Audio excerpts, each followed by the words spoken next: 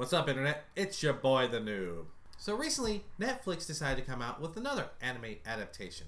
This time, it was on the classic anime, Bleach. The last live-action one that they did with Death Note, a lot of people weren't happy with. I wasn't happy with. So this one, I kind of went in a little skeptical. After watching it, I have to say, this was actually a very good attempt. Now, some people are going to go, oh, it wasn't as good as the original, and blah, blah, blah. You're right.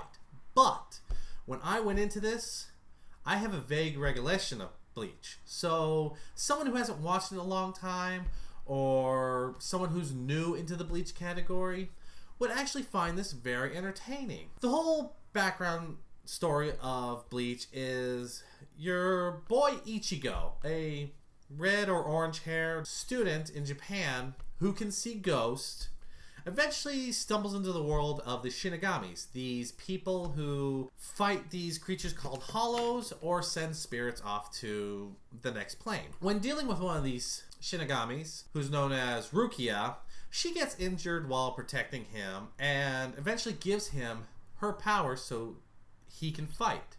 He becomes a substitute Shinigami. And from there, things happen, and he fights, he gains powers, she trains him, blah, blah, blah, blah, blah.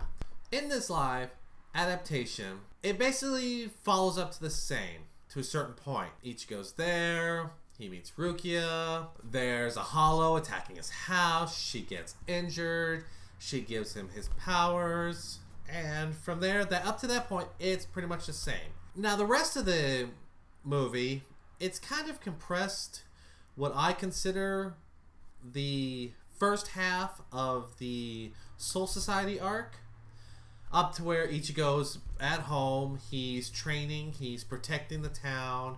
You really don't interact with anyone else from the Soul Society until the end, where Renji and her brother comes in to get her back and bring her back for basically court and to die. And it ends pretty much the same way that it ended in the anime, with just a few tweaks. Now, I personally like this. Like I said, if you have never watched Bleach, or never decided to pay attention, you decided to watch this, this would be a good way to introduce it. And the way they ended it actually could go on to make a sequel.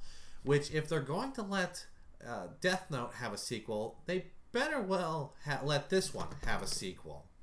It ends off, he doesn't have his powers, and everyone else has forgotten about her, and it kind of leaves you hanging if he has or not. But if they decide to go on further, they can. And the best part is they introduced all the main characters of this story, even if they didn't show all of their powers. You had Ichigo, you had Rukia, his sisters, father, then you had the classmates, Orihime, Chad, and Ishida. The only person you really see who has their powers other than Ichigo and Rukia is Ishida. And he's what they call a Quincy. Basically, they create these arrows out of light, and they're humans that can actually fight hollows. Now, Chad, later on, you will find out he's got powers, I believe, in his right or left arm? A few moments later. It was in his right arm. He gets this really cool power, which develops later.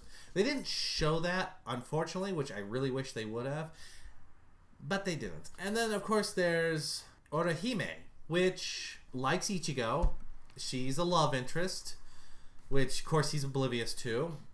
She has this special power where her hair clip becomes these, I'm going to say fairy-like creatures that each one does a different thing. Some protect, some heal, one attacks. They didn't show her powers either, but her and Chad were able to sense things. So if they decide to go on a second one and go into the Soul Society like they're supposed to, I'm hoping that they'll bring them, because those two played a major part in the show. So here's hoping for that. I would recommend you go see this. It is on Netflix.